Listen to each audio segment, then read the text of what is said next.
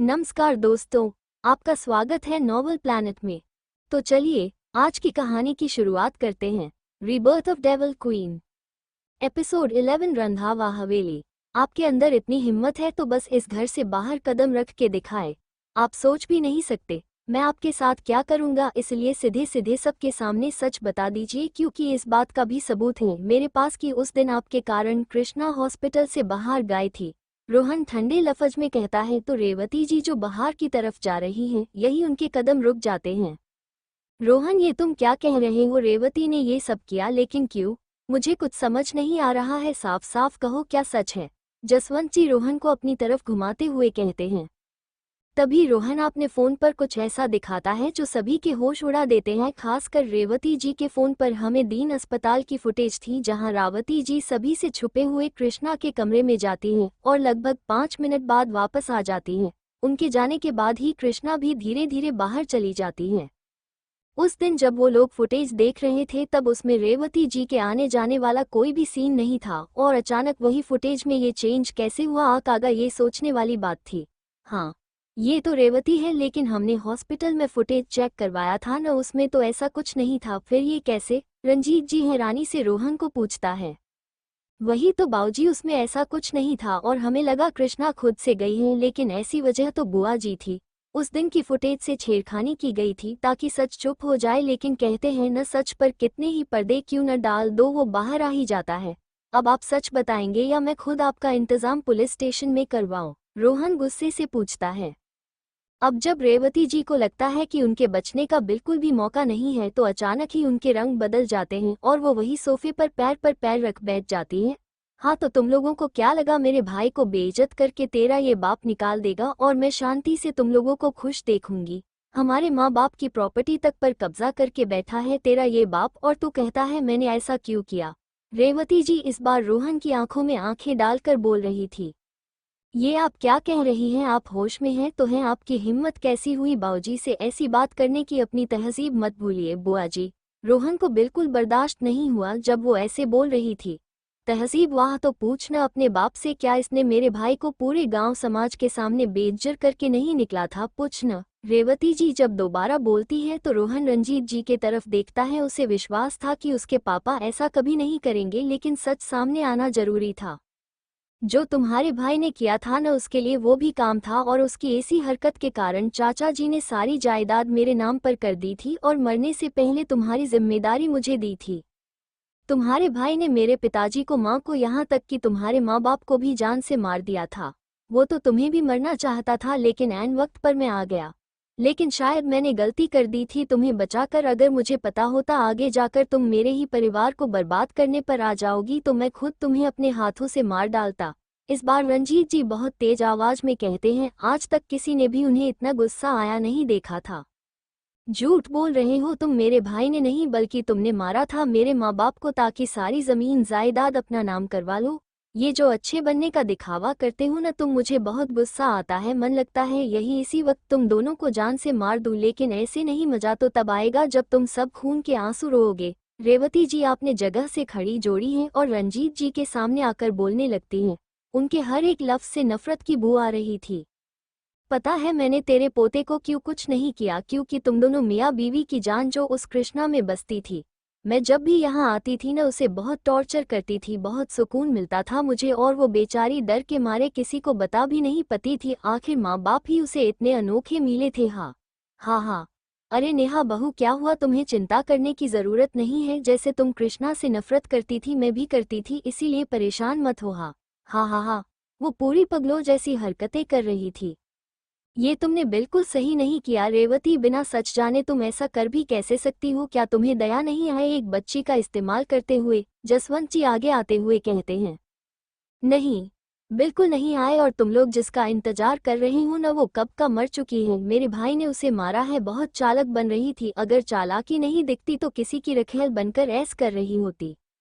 वो बोल ही रही थी कि जसवंत जी उनको एक जोरदार थप्पड़ मार देती है। थप्पड़ इतने जोर का था कि रेवती जी नीचे ही गिर जाती है। उनका एक गाल पूरा लाल हो गया था। रोहन, मुझे नहीं पता तुम क्या करोगे, कैसे करोगे, लेकिन ये मुझे अभी इसका वक्त जेल के अंदर चाहिए। और इसे बताओ कि जब किसी को टॉर्चर किया जाता है तो कैसा लगता है। और तुम, वो सुधा को देख कहती है, अपना सामान लो और हमारे घर से बाहर निकल जाओ, वरना मुझे वक्त नहीं लगेगा तुम्हें भी तुम्हारी दादी के साथ जेल में डलवाने से। जसवंत जी रोहन को ऑर्डर देते हुए कहते हैं। फिर सुधा की तरफ मुड़कर उसे कहती हैं, जो अपनी दादी को उठाने की कोशिश कर रही थी, उसकी आंखों में भी गुस्सा और नफरत साफ दिख रहा था। बहुत गलत कर रही हो तुम, मेरा भाई तुम लोग को छोड़ेगा नहीं, सब मारोगे और ऐसी मौत मिलेगी कि रूह तक कांप जाएगी तुम सबकी। मैं तुम लोगों को कभी खुश नहीं रहने दूंगी, कभी नहीं। रेवती जी अभी बोल ही रही थी कि बाहर पुलिस की गाड़ी का सायरन बजने लगता है, जिसे रेवती जी और ज्यादा गुस्से में जसवंत जी को देख रही थी। रोहन ने बहुत पहले ही पुलिस को सूचित कर दिया था, साथ ही सारे सबूत भी दे दिए थे। अगर जसवंत जी अभी नहीं भी बोलती तब भी वो उन्हें छोड़ने वाला नहीं था। हेलो मिस्टर रंधावा, आप लोग उन्हें गिरफ्तार कर लीजिए। आपको बिल्कुल परेशान होने की जरूरत नहीं है, हमें ऐसे लोगों को सीधा करना बहुत अच्छे से आता है, इनकी खातिरदारी में कोई कमी नहीं आने देंगे। कमिश्नर रोहन से कहते हैं और महिला पुलिस अफसर को रेवती जी को गिरफ्तार करने का आदेश देते हैं। मुझे उम्मीद है आप ऐसा ही करेंगे। अगर कोई इनकी जमानत भी करवाने आए तो सबसे पहले मुझे बताएगा, ये किसी भी कीमत पर बाहर नहीं आनी चाहिए। रोहन कमिश्नर से कहते हैं, जिस पर जो बस सर हिला देता है। महिला पुलिस की पेशकश रेवती जी के पास आती है और उनके हाथों में हितकड़ी लगाने लगती है। ए, क्या कर रही है, छोड़ो मुझे, छोड़, मार दूंगी तुम सबको, छोड़ो मुझे। रेवती जी अपने आप को छुड़ाने की कोशिश कर रही है थी। अंकल आप क्या कर रहे हैं, प्लीज दादी को छोड़ दीजिए। मैं वादा करती हूँ हम गांव चले जाएंगे, प्लीज ऐसा मत करिए दादी। सुधा सभी से रिक्वेस्ट कर रही थी, लेकिन सभी उसको इग्नोर कर देते हैं। कमिश्नर रेवती जी को आप अपने साथ ले जाने लगते हैं। तभी रेवती जी एक महिला पुलिस को तेज धक्का दे देती हैं, जिसे उस अधिकारी की पकड़ है हथकड़ी से छूट जाती है। इसी का फायदा उठाकर रेवती जी उसकी कमर के रखा गन निकाल लेती हैं और पीछे मूड रंजीत जी के ऊपर चला देती हैं। ये सब इतनी जल्दी, इतना अचानक हुआ कि वो महिला अधिकारी भी गन को बचा नहीं पाई। जब सब पीछे देखे हैं तो दूसरी तरफ मुंबई के नीचे इलाके में एक बस्ती बनी हुई थी। वहां के कुछ लोग जहां अच्छी जिंदगी जीना चाहते थे, वही कुछ ऐसे भी लोग हैं जो वहां से निकलना चाहते थे, चाहे वो गलत काम करके ही क्यों न हो। और इसका फायदा पैसे वाले लोग बहुत अच्छे से उठते थे। आज इसी इलाके के पीछे तरफ लगभग 2-3 किलोमीटर दूर 4 बड़ा सा ट्रक खड़ा था और कुछ लोग 3 ट्रक के अंदर बड़े बड़े डब्बे डाल रहे थे। आसपास इतनी ज्यादा सुरक्षा थी जैसे कोई बहुत बड़ी चीज हो रही है। वही एक ट्रक बंद था जिसके पास कम से कम 20-25 गार्ड खड़े थे।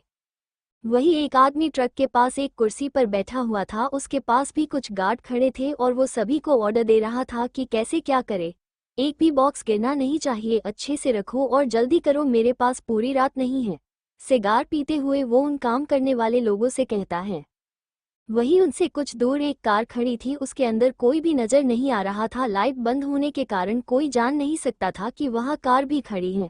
उन गार्ड्स में से कुछ लोग लगातार कम हो रहे हैं, जिस पर किसी का भी ध्यान नहीं जा रहा था। लगभग 2 घंटों में उन गार्ड्स की संख्या आधी से कम हो जाती है। अब बस उस आदमी के आसपास और ट्रक के आसपास ही बस गार्ड्स नजर आ रहे थे।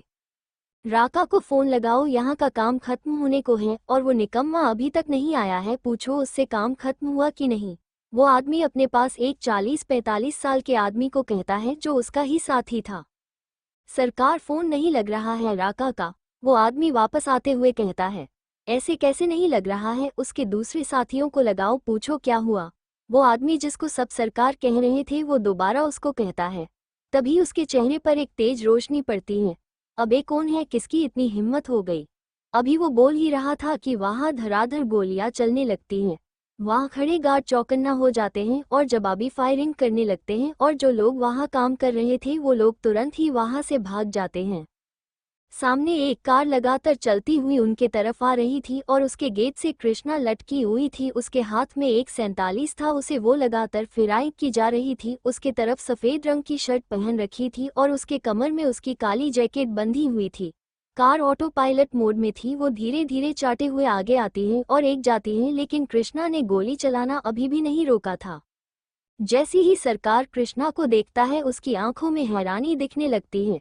ये यहाँ कैसे आए और राका कहाँ है। अमित, कॉल करो उसको, मैंने इस्तेमाल किया, इस कार को मरने कहा था, वो उसे यहाँ ले आया, पागल हो गया है क्या। सरकार अमित यानी उसके सहायक प्रति चिल्लाते हुए कह रहा था। गोलियां लगातार चल रही थी। कृष्णा के कार के सभी कांच टूट चुके थे और सरकार की तरफ के गार्ड्स लगातार निढाल होकर गिर रहे थे। उसको छोड़ो और सबसे पहले ट्रकों को यहाँ से निकालो, लेकिन तुम लोगों से शिप पर मिलता हूँ, कोई भी गलती नहीं होनी चाहिए इस बार, सरकार सभी को ऑर्डर देते हुए कहता है। अभी तक कृष्णा कार से उतर गई थी और उसके कदम लगातार आगे की तरफ बढ़ रहे थे। उसकी नज़र सरकार की तरफ जाती है जो वहां से जाने की तैयारी में था। अचानक ही वो दूसरी साइड चली जाती है। गार्ड्स बहुत काम हो गए, लेकिन जितने भी थे लगते गोली चला रहे थे। सरकार अपनी कार के पास जा ही रही है कि उसके कानों के बगल से एक गोली गुजरती है और सीधी उस कार की टंकी पर जाकर लगती है और कार एक बूम आवाज के साथ उड़ जाती है। सरकार की कान सुन हो गई थी। वो चौंक जाता है जब उसके कान के पास से गोली जाती है, लेकिन जैसे ही कार ब्लास्ट होती है वो और उसके साथी नीचे झुक जाते हैं क्योंकि कार उनसे ज्यादा दूर नहीं थी। लगभग 15-20 गार्ड सरकार को घरे खड़े थे। कृष्णा अचानक ही उनके सामने आ जाती है। अब सीन ये था कि कृष्णा सरकार और उस आग में जलती कार के बीचों बीच थी। कृष्णा के हाथ में बंदूक थी जिसका निशाना सरकार था। गार्ड तुरंत एक्शन लेते हैं और गोली चलाते हैं, लेकिन सिर्फ 3 मिनट के अंदर ही कृष्णा अपने AK-47 से वो 10 गार्ड को खड़े खड़े मार देती है। इतने में सरकार अपने पास से गन निकाल लेता है और कृष्णा की तरफ पॉइंट कर देता है। सब मेरे आगे खड़े हो जाओ अभी, सरकार सभी को ऑर्डर देता है, जिसके बाद बाकी बचे गार्ड उसके सामने खड़े हो जाते हैं। सरकार अपनी बंदूक को कृष्ण की तरफ करते हुए एक गोली चलाता है जो चुक जाती है। शेट, नहीं नहीं, तुझे मारना होगा, मरना होगा तुझे, इतना बोल वो एक साथ अपनी बंदूक की 50 गोलियां चलाता है जो सीधे कार के अंदर। ओम अपने ऑफिस से निकल गया था अग्निहोत्री मंशन जाने के लिए। रास्ते में रुककर उसने एक बहुत मशहूर दुकान से पैनकेक भी लिया था। उसे आज भी याद है कि बचपन में कृष्णा को पैनकेक बहुत पसंद थे, इसके लिए वो कुछ भी कर सकती थी, इसलिए उसने सोचा वो उसे देख खुश हो जाएगी। ओम के कार मेशन के पास आ ही गई थी कि अचानक ही उसका इस्तेमाल बहुत बेचैनी होने लगता है। बहुत घबराहट हो रही थी इस्तेमाल। ओम अपनी टाई ढीला करता है, साथ ही विंडो भी खोल देता है ताकि हवा आ सके। इस वक्त उसके दिमाग में बस कृष्णा चल रही थी। उसका दिल बहुत तेज धड़क रहा था, अंदर से डर ने जगह बना लिया था। ये मुझे इतनी घबराहट क्यों हो रही है? कृष्णा ठीक तो है, खुद से कहते हुए वो फोन निकल कृष्णा को कॉल लगाने लगता है, लेकिन उसका कॉल अनरीचेबल आ रहा था। अब उसे और घबराहट होने लगती है। वो बार बार कृष्णा को कॉल कर रहा था। क्या हुआ बॉस, क्या कोई समस्या है? आप बहुत परेशान हैं, दिख रहे हैं मैं कुछ मदद कर सकता हूँ। आरव कब से ओम को देख रहा था, आखिरी वो पूछ ही लेता है। एक काम करो, शिव को कॉल करो और पूछो उससे कृष्णा के फोन को ट्रेस करें, मुझे अभी बताएं वो कहाँ है। ओम कहता है यो। आरव उसके सामने ही कॉल कर शिव को सभी चीजें बताने लगता है। उसे कहो मैंने जो कृष्णा के रिंग में ट्रैकर फिट करवाया था उसे भी ट्रेस करे और जल्दी करने कहो, समय नहीं है। ओम ने जबरदस्त कृष्णा को एक अंगूठी दी थी, ये कहकर कि उनकी शादी हो चुकी है, उसका फर्ज बनता है कि वो उसे कुछ दे, और बहुत मिन्नत करने के बाद कृष्णा ने वो रिंग पहन ली थी। सर पता चल गया मैम कहाँ है, लेकिन फ़ोन और रिंग दोनों अलग अलग जगह बता रहे हैं। शिव ने दोनों का एड्रेस आपके फ़ोन पर भेज दिया है, आप देख सकते हैं। आरव जल्दी से ओम के पास आकर उसे कहते हैं। ओम भी तुरंत फ़ोन निकाल पता देखा है। उस पते के साथ ये भी दिखा रहा था कि वो ट्रैकर कहाँ कहाँ जा रहा है। चलो जल्दी से मुंबई के बस्ती वाले इलाके की तरफ कार घुमाओ और आपने जितने भी गार्ड अभी यहाँ हैं और नरक में है सभी को वहाँ आने का हो जल्दी। वो टूरेंट कार में बैठ गया जाता है। शिव अभी भी कॉल करता है तो आरव उसे सब समझा कर जल्दी से कार स्टार्ट कर यू टर्न ले लेता है। रास्ते में उसकी कार को और 20-25 कार को कवर कर लेती है। पूरी सड़क पर सिर्फ उनकी कार ही दौड़ती हुई नजर आ रही थी। सभी की स्पीड बहुत तेज थी। बस्ती का एरिया मुंबई के मुख्य एरिया से लगभग 25-30 मिनट का दरवाजा था। वो लोग 30 मिनट का रास्ता 15 मिनट में खत्म कर लेते हैं। दूसरी तरफ, क्या हुआ बॉस, आपकी तबीयत तो ठीक है? आरव वो ड्राइव कर रहा था, वो मिरर से ओम को देख कहता है जो पसीने से भीग गया था। नहीं मैं ठीक हूँ, तुम एक काम करो गाड़ी साइड में रोको। ओम के कहे मुताबिक आरव गाड़ी को साइड में रोक देता है। ओम बाहर निकल इधर उधर घूमने लगता है। अभी भी वो लगातार कृष्णा को कॉल कर रहा था। उसकी घबराहट समय के साथ बढ़ती जा रही थी। अभी तक कृष्णा कार से उतर गई थी और उसके कदम लगातार आगे की तरफ बढ़ रहे थे। उसकी नज़र सरकार की तरफ जाती है जो वहां से जाने की तैयारी में था। अचानक ही वो दूसरी साइड चली जाती है। गार्ड्स बहुत काम हो गए, लेकिन जितने भी थे लगते गोली चला रहे थे। सरकार अपनी कार के पास जा ही रही है कि उसके कानों के बगल से एक गोली गुजरती है और सीधी उस कार की टंकी पर जाकर लगती है और कार एक बूम आवाज के साथ उड़ जाती है। सरकार की कान सुन हो गई थी। वो चौंक जाता है जब उसके कान के पास से गोली जाती है, लेकिन जैसे ही कार ब्लास्ट होती है वो और उसके साथी नीचे झुक जाते हैं क्योंकि कार उनसे ज्यादा दूर नहीं थी। लगभग 15-20 गार्ड सरकार को घरे खड़े थे। कृष्णा अचानक ही उनके सामने आ जाती है। अब सीन ये था कि कृष्णा सरकार और उस आग में जलती कार के बीचों बीच थी। कृष्णा के हाथ में बंदूक थी जिसका निशाना सरकार पर था। गार्ड तुरंत एक्शन लेते हैं और गोली चलाते हैं, लेकिन सिर्फ 3 मिनट के अंदर ही कृष्णा अपने AK-47 से वो 10 गार्ड को खड़े खड़े मार देती है। इतने में सरकार अपने पास से गन निकाल लेता है और कृष्णा की तरफ पॉइंट कर देता है। सब मेरे आगे खड़े हो जाओ अभी, सरकार सभी को ऑर्डर देता है, जिसके बाद बाकी बचे गार्ड उसके सामने खड़े हो जाते हैं। सरकार अपनी बंदूक को कृष्ण की तरफ करते हुए एक गोली चलाता है जो चुक जाती है। शेट, नहीं नहीं, तुझे मारना होगा, मरना होगा तुझे। इतना बोल वो एक साथ अपनी बंदूक की 5 गोलियां चलाता है। 5 में से एक उसके बाह को छू कर निकल जाता है और दूसरा एक और गोली कृष्णा के लेफ्ट साइड दिल के पास जाकर लगता है। अचानक गोली लगने से कृष्णा को जोरदार झटका लगता है। दोनों गोली लेफ्ट साइड ही लगी थी, जिससे वो हाथ झूल जाता है और बंदूक सिर्फ एक हाथ में रह जाती है। कृष्णा की आंखें पूरी लाल हो गई थी। अभी भी 3 गार्ड और सरकार बाकी थी। अगर वो गोली नहीं चलाती है तो ये लोग उसको गोलियों से भून डालेंगे, लेकिन अब कृष्णा के अंदर जैसे आग सी लग जाती है। सरकार को देखकर वो अपने बाएं हाथ को धीरे धीरे आगे ले जाकर गन को मजबूती से पकड़ लेती है, जिसके कारण खून और तेजी से बहने लगता है। उसका पूरा कपड़ा लाल रंग में बदल गया था। कृष्णा चिल्लाते हुए आपने कंपाते हाथों से गोली चलाने लगती है। उसका शरीर अब उसका साथ छोड़ रहा था। इतना खून गिर जाने के कारण उसके कदम लड़खड़ा रहे थे। सारे गार्ड मारे जाते हैं। एक गोली सरकार के पैर में भी लगती है, जिससे वो लंगड़ा कर चलता था। कृष्णा के आंखों के सामने अंधेरा छाने लगता है। उसके हाथ से बंदूक छूटकर गिर जाता है। कृष्णा कुछ देख या समझ नहीं पा रही थी। तभी वहां एक साथ 20-25 गाड़ियां धड़ाधड़ आने लगती हैं। इतने में सरकार वहां से वापस पीछे की तरफ भागता है। तभी एक कार आकर रुकती, वो तुरंत उसमें बैठ जाता है। उसकी टांगों में गोली लगाने के कारण वो चल नहीं पा रहा था, लेकिन जब बात जान पर आती है तो सब दर्द भूल जाते हैं। कार के अंदर से ओम बाहर आता है और भागते हुए कृष्णा के पास जाने लगता है। अब कृष्ण बेहोश होकर पीछे की तरफ गिर रही थी, लेकिन ऐन वक्त पर ओम आकर उसे पकड़ लेता है। कृष्णा, कृष्णा, ये सब कैसे हुआ? इस बार नहीं, प्लीज नहीं, मैं तुम्हारे बिना मर जाऊंगा। आंखें खोलो कृष्णा। वो उसे पूरा खून से लटपट देख घबरा जाता है। उसे तो कुछ समझ ही नहीं आ रहा था कि वो क्या करे क्या बोले। उसे बस कृष्णा चाहिए था। इन सब में वो ये भी भूल जाता है कि उसे जल्दी से कृष्णा का हॉस्पिटल ले जाना चाहिए। इस वक्त तक कृष्णा लगभग बेहोश हो गई थी। ओम उसको CPR देने लगता है, तब जाकर कहीं उसको हल्का होश आता है। कृष्णा लंबी और गहरी गहरी सांसें ले रही थी। कृष्णा कुछ कहने की लगता है कोशिश कर रही थी, लेकिन न तो उसे बोला जा रहा था और न ओम कुछ सुन रहा था। वो इतना घबराया हुआ था कि उसे कुछ समझ ही नहीं आ रहा था। बॉस, आप क्या कर रहे हैं? मैम को जल्दी से हमें हॉस्पिटल ले जाना जरूरी है। आप मैम को उठाइए, मैं गाड़ी तैयार करता हूँ।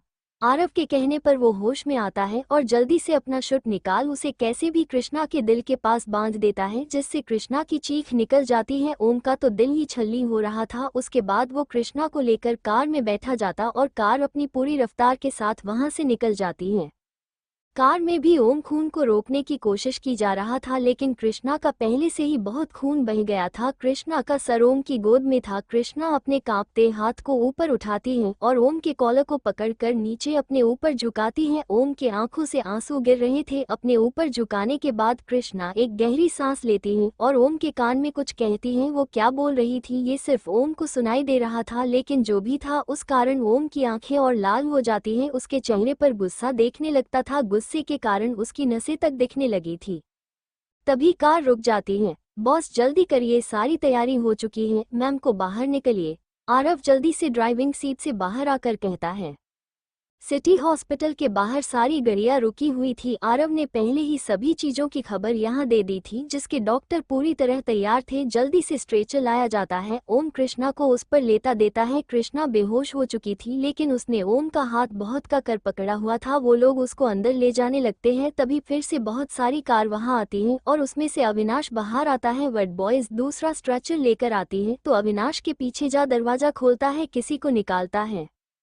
कार में भी ओम खून को रोकने की कोशिश की जा रहा था, लेकिन कृष्णा का पहले से ही बहुत खून बह गया था। कृष्णा का सर ओम की गोद में था। कृष्णा अपने कांपते हाथ को ऊपर उठाती है और ओम के कॉलर को पकड़कर नीचे अपने ऊपर झुकाती है। ओम के आंखों से आंसू गिर रहे थे। अपने ऊपर झुकाने के बाद कृष्णा एक गहरी सांस लेती है और ओम के कान में कुछ कहती है। वो क्या बोल रही थी ये सिर्फ ओम को सुनाई दे रहा था, लेकिन जो भी था उस कारण ओम की आंखें और लाल हो जाती है। उसके चेहरे पर गुस्सा देखने लगता था। गुस्से के कारण उसकी नसें तक दिखने लगी थी।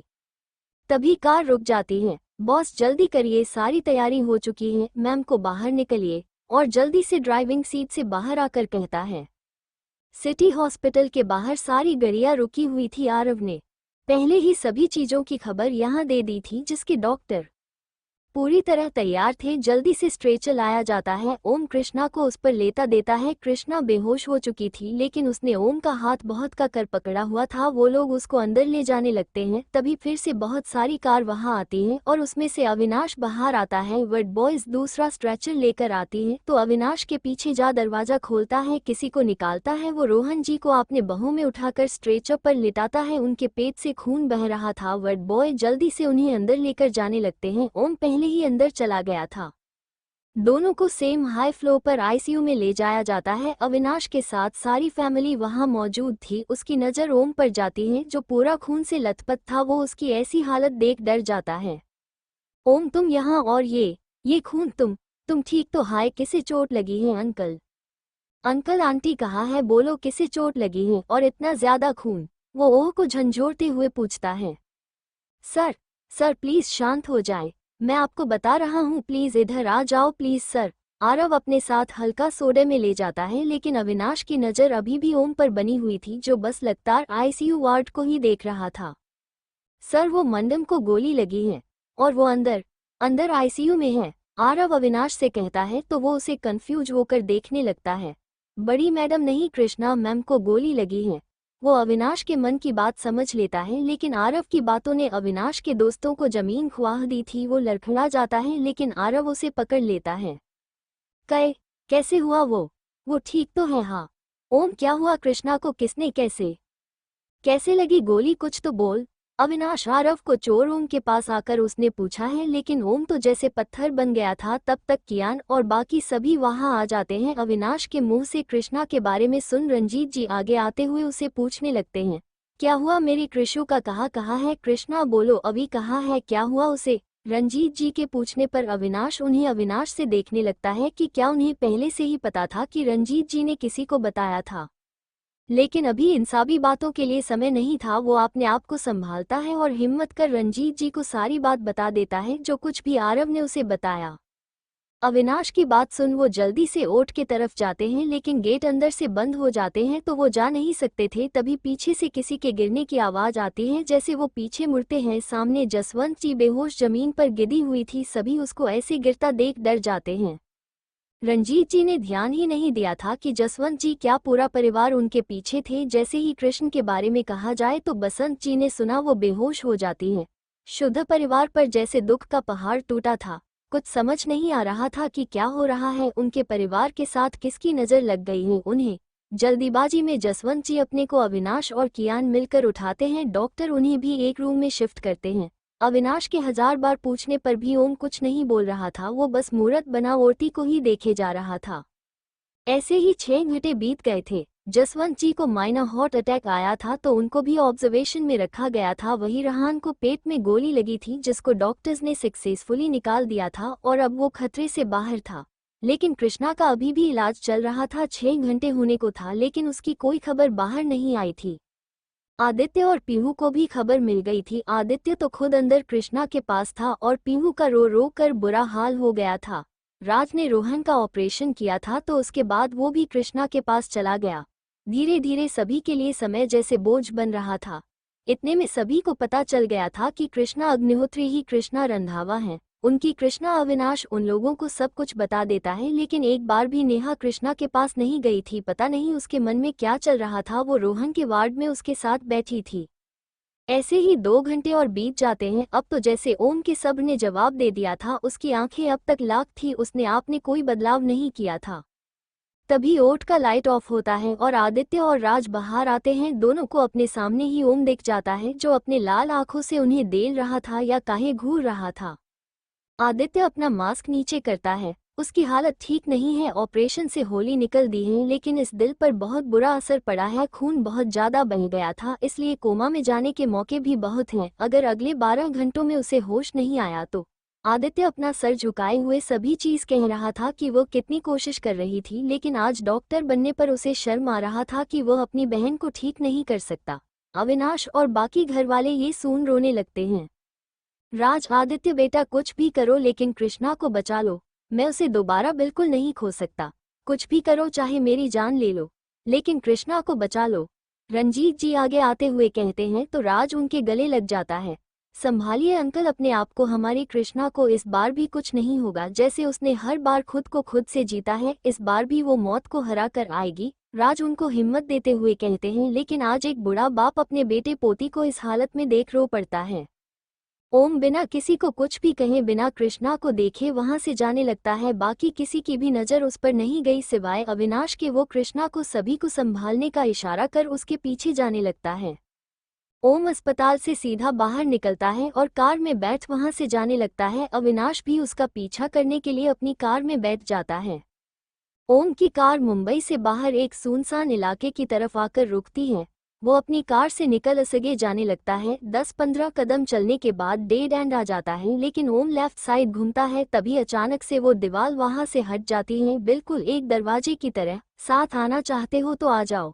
बिना कहीं भी मुड़े वो इतना कहीं आगे जाता लगता है। पीछे कुछ दूर अविनाश खड़ा ये सब देख रहा था। ओम के कहने पी ब्लूआर वो चौंक जाता है, लेकिन उसे जानना था कि कृष्ण को छोड़ वो यहाँ क्यों है, इसीलिए वो अंदर चला जाता है।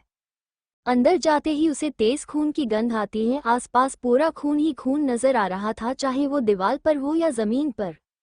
जैसे जैसे अविनाश आगे जा रहा था, पूरी जगह सिर्फ चिल्लाने की आवाज गूंज रही थी। आसपास हर एक डग पर गार्ड खड़े थे। वहां का माहौल इतना डरावना था जैसे साक्षात नरक के दर्शन हो गए हो। गार्ड भी ऐसे खड़े थे जैसे किसी ने मूरत लाकर खड़ी कर दी हो। ओम लगातार आगे चला जा रहा था। हर एक चीख से अविनाश की रीढ़ की हड्डी में कपकपी महसूस हो रही थी। उसके दिमाग में आया कि कोई इतना क्रूर कैसे हो सकता है।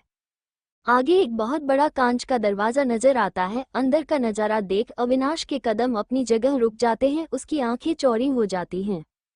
सामने एक गार्ड एक आदमी का धड़ उसके शरीर से एक झटसे में अलग कर देता है। कांच होने के कारण सब कुछ साफ दिख रहा था। हमारे आदमी का घर कांच पर जाकर लगता है और सरसराते हुए नीचे गिर जाता है। पर कांच पर खून का निशान छप गया था। ये मंजर इतना भयानक था कि अगर किसी कामजोर दिल वाले ने एक नज़र देख भी लिया तो वो वही मर जाए। वही ओम बिना डरे बिना किसी बात की परवाह किए अंदर चला जाता है, जैसे उसके लिए ये कुछ भी नहीं। और ये सच भी था। इससे भी भयानक मौत यहाँ दी जाती है, इतनी कि शायद वो दूसरा जन्म भी न ले पाए। अविनाश, जो खुद एक हार्टलेस बिजनेसमैन है, उसने भी कभी इतना खून खराब नहीं देखा। ये एक नज़र ने उसे अंदर से जैसे उसकी रूह निकाल ली थी। उसके दिमाग ने काम करना बंद कर दिया था। वो एक मंजर लगातार उसकी आंखों के सामने घूम रहा था, जैसा वही चीज़ बार बार हो रहा हो। तभी वहाँ कुछ ऐसा होता है जो अविनाश के उसकी जगह तक से हिला देता है। आगे एक बहुत बड़ा कांच का दरवाजा नजर आता है। अंदर का नज़ारा देख अविनाश के कदम अपनी जगह रुक जाते हैं। उसकी आंखें चौड़ी हो जाती हैं। सामने एक गार्ड एक आदमी का धड़ उसके शरीर से एक झटसे में अलग कर देता है। कांच होने के कारण सब कुछ साफ दिख रहा था। हमारे आदमी का घर कांच पर जाकर लगता है और सरसराते हुए नीचे गिर जाता है। पर कांच पर खून का निशान छप गया था। ये मंजर इतना भयानक था कि अगर किसी कामजोर दिल वाले ने एक नज़र देख भी लिया तो वो वही मर जाए। वही ओम बिना डरे बिना किसी बात की परवाह किए अंदर चला जाता है, जैसे उसके लिए ये कुछ भी नहीं। और ये सच भी था। इससे भी भयानक मौत यहाँ दी जाती है, इतनी कि शायद वो दूसरा जन्म भी न ले पाए। अविनाश जो खुद एक हार्टलेस बिजनेसमैन है, उसने भी कभी इतना खून खराब नहीं देखा। ये एक नज़र ने उसे अंदर से जैसे उसकी रूह निकाल ली थी। उसके दिमाग ने काम करना बंद कर दिया था। वो एक मंजर लगातार उसकी आंखों के सामने घूम रहा था, जैसा वही चीज़ बार बार हो रहा हो। तभी वहाँ कुछ ऐसा होता है जो अविनाश के उसकी जगह तक से हिला देता है। एक आदमी अचानक से ऊपर से लटका हुआ नजर आता है। उसके पैर जंजीर से बांधे हुए थे। उसे देख ऐसा लग रहा था जैसे किसी ने उसके शरीर से उसकी चमड़ी खींच ली हो। पूरे शरीर से टप टप कर खून गिर रहा था। ऊपर सर को देख ऐसा लग रहा था जैसे उसके बाल को किसी ने वहां से उखाड़ लिया हो। उस आदमी को देख लग रहा था शायद ही वो जिंदा बचा होगा। ओम अपने एक गार्ड को देखता है जो उस अधमरे लटके आदमी के पास ही खड़ा था। खुद पर अपने बॉस की नज़र पाकर वो गार्ड पास में रखे टेबल से सफ़ेद पाउडर उठाता है और उस आदमी के जख्मों पर लगा देता है। इसी के साथ वहाँ एक बहुत भयानक दर्दनाक चीख गूंज उठता है। वो गाल इतनी तेज और भयानक थी कि अविनाश जो अब तक सदमे में था वो होश में आ गया था। उसका पूरा चेहरा पसीने से भीग गया था। वो आदमी जो पहले बेहोश था, दर्द के कारण उसे भी होश आ जाता है। उसकी आंखों सामने जाती हैं जहां बहुत सारे कटे हुए सिर और उसके धार परे हुए थे। खून पानी की तरह जमीन पे बहते हुए एक कोने में जा रहा था। उसकी रूह जो मौत की भीख मांग रही थी। ऐसा नज़ारा देख वो पागल सा हो जाता है और इधर उधर देखने लगता है। तभी उसकी नज़र सामने खड़े ओम पर जाती है जो किसी शैतान की तरह एक कुर्सी पे बैठा हुआ था। अंधेर में भी उसकी आंखें सबसे ज्यादा चमक रही थी। सामने ओम को खड़ा देख वो उसे तुरंत पहचान जाता है। उसका ऐसा लग रहा था जैसे उसने सच कहा था, यमराज के सबसे भयानक रूप को अपने सामने देख लिया हो। उसका छटपटाना बंद हो जाता है और वो भी क्यों न, अब कुछ नहीं हो सकता था। ये वो ओम को देख ही जान गया था। उसने जो किया उसके लिए ओम उसे किसी भी हालत में आसान मौत नहीं देगा। छोड़ दो मुझे माँ, मैंने कुछ नहीं किया। वो सब मैंने सिर्फ बदला लेने के लिए किया था। एक आखिरी कोशिश करते हुए वो आदमी अपनी टूटी फूटी आवाज में ओम से कहता है। उसकी बात सुन ओम के चेहरे पे एक मजाकिया डरावनी सी हंसी आ जाती है, जैसे आज उस आदमी के सभी गुनाहों का फैसला वो खुद करेगा। बदला किस चीज का बदला राणा, किस चीज का बदला? अपनी बेजाती का या इस बात का कि मिस रंधावा तुम्हारी नहीं हो पाई? ओम की आवाज है हमारे शुद्ध कमरे में गूंज उठती है। ऐसा लग रहा था जैसे किसी ने शेर को आधी नींद से जगा दिया हो। उसकी आवाज किसी शेर के दहर से कम नहीं थी। ओम की बातें सूरज, उस आदमी यानी संजय राजा जिसने कृष्णा को वहां हॉस्पिटल में बुलाया, वो लटका हुआ था। ओम की बातें हुए उसके शरीर से जैसे जान जाती हैं, क्योंकि ओम ने जो भी कहा वो सिर्फ रोहन और जसवंत जी ही जानते थे। इसके बारे में आज तक किसको कानो कान खबर नहीं हुई थी। अविनाश भी ओम की बातें सुन शौक हो जाता है, और वो भी क्यों न, उसने कभी इस बारे में किसी से नहीं सुना था। वो तो सामने लटक रहे आदमी को जनता तक नहीं है। फिर जो ओम ने कहा वो क्या है? क्या हुआ? तुम्हें क्या लगा ये बात बस दो लोगों के बीच रहेगी और किसी को पता नहीं चलेगा? लेकिन तुम शायद भूल रहे हो तुम किसके सामने खड़े हो। जब नेहा रंधावा तुम्हें नहीं मिली तो तुमने प्लान बनाया, क्यों न कुछ ऐसा किया जाए जिसके बाद रोहन रंधावा और उसका परिवार तड़पे। जैसे तुम दर दर भटके रहे वो भी भटके। क्यों? सही कहा ना? ये सारी बातें ओह नीचे देख के बोल रहा था, लेकिन उसकी हर एक लफ्ज से मौत सी भयानक आभा निकल रही थी। तुमने तो मेरी जान को बेच दिया था, लेकिन तुम्हारी ये चाल उसने कामयाब नहीं होने दी। फिर भी तुम बच गए, लेकिन इस बार तुम्हारे सामने मौत खड़ी है जिसको यमराज भी नहीं रोक सकता। इस बार ओहम अपना सर ऊपर करता है। उसकी आखिरी बात जैसे बादल की तरह गरज रही थी। उसकी आंखें सुर्ख लाल हो गई थी, जैसा अभी उसमें खून बाहर आ जाएगा। उसके खुद के गार्ड डर से कुछ कदम पीछे हो जाते हैं। हाँ, किया मैंने ये सब क्योंकि उसके बाप ने मेरा प्यार मुझसे छीन लिया था। बड़ा भाई मानता था, हाँ भले ही मैं अय्याश था, लेकिन नेहा से सच्चा प्यार करता था। उसे अपना बनाना चाहता था, पाना चाहता था। लेकिन इसने क्या किया? सब कुछ जानते हुए मेरे सामने उसने शादी कर ली। और जब मैंने नेहा को अपना बनाना चाहा, छोटा उस रोहन ने मेरे पैर तोड़ दिया। मुझे अपाहिज बना दिया। मुझे 5 साल तक जेल में रहना, पर किसकी वजह से? सिर्फ और सिर्फ रोहल और रंजीत रंधावा के वजह से। जब मैं बाहर आया तो 2 साल इंतजार किया, तब मुझे पता चला मेरी दीदी रेवती के बारे में। वो बेवकूफ़ पैसे की भूख थी। मैंने जैसा जैसा कहा उसने वैसा ही किया। ये कुंडली दोष, ये सब मेरे बिछाया जाल था। उसके घर में आग लगा, मैं अपने पैर अंडरवर्ल्ड में फेर रहा था। फिर हुआ वो जिसका मुझे कब से इंतजार था। हमें रोहन रंधावा ने खुद अपनी बेटी को मौत के दरवाजे तक पहुंचा दिया। वो बेचारी होश में आ गई थी, लेकिन तुम सबको कुछ भी पता चलता उससे पहले ही मैं अपने कंट्रोल में कर अपना साथ ले गया। एक महीने या उसे ज्यादा महीने उसे अपने साथ रख अपने मन का सब भड़ास जो मैं रोहन के ऊपर निकलना चाहता था सब उसके ऊपर निकला। ऐसी हालत कर दी थी उसकी वो चल भी नहीं सकती थी। विश्वास नहीं तो देखना कभी उसका जिस्म आज भी मेरे दिए निशान होंगे उसके शरीर पर। लेकिन थी बहुत जबरदस्त, उस नेहा से भी खूबसूरत, लेकिन अपने बाप दादा की तरह ढीठ थी, इसीलिए तो इस्तेमाल करने के लिए बेच दिया था। अब इतने सुंदर नाबालिग रखेल कौन नहीं चाहेगा। पूरे 50 करोड़ में बेच दिया था मैंने, लेकिन उस हरामजादी ने पूरा खेल खराब कर दिया। भाग गई साली, खुद तो भागी, अपने साथ दूसरी लड़कियों को भी भगा गई। मुझे लगा वो आग में जल के मर गई होगी, लेकिन है तो रंधावा का ही खून। मोती चमड़ी थी साली की, इतना कुछ करने के बाद भी जी गई। इस समय राणा को देख बिल्कुल नहीं लग रहा था कि वो अधमरा है। उसके आदमी की नफरत बाहर आ गई थी, लेकिन ये सब बोलते समय उसके ये तक अंदाजा नहीं हुआ कि वो किसके सामने है। पूरा कमरा नर्क में जल रही भट्टी की तरह तपने लग गया था।